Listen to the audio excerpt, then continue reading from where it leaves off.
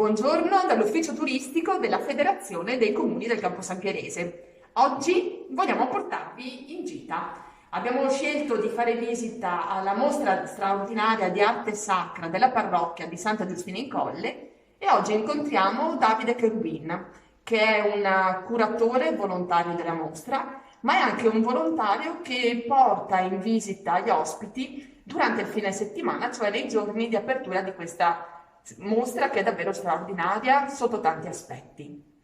Con me in gita c'è anche Alice Campagnaro, sempre dell'ufficio turistico.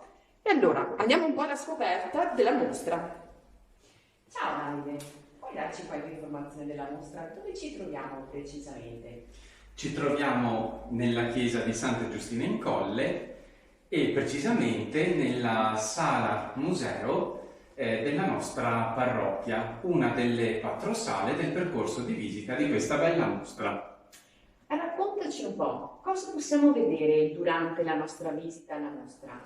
Nel percorso di visita abbiamo esposto progetti, oggetti, vasi sacri, tessuti e strumenti liturgici di proprietà della nostra parrocchia per valorizzarli e anche poterli apprezzare.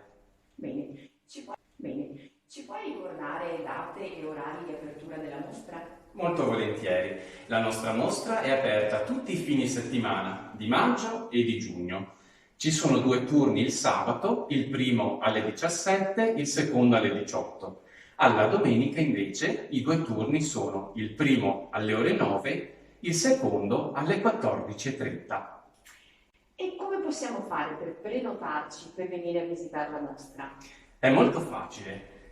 C'è un link dal quale ci si può prenotare direttamente e in semplici clic dal nostro sito della parrocchia o dalla pagina Facebook Mostra straordinaria di arte sacra Santa Giustina in Colle, oppure presentandosi di persona presso la segreteria parrocchiale dal lunedì al venerdì dalle 9:30 alle 12, oppure telefonando direttamente a questo numero e parlando con i volontari dell'accoglienza.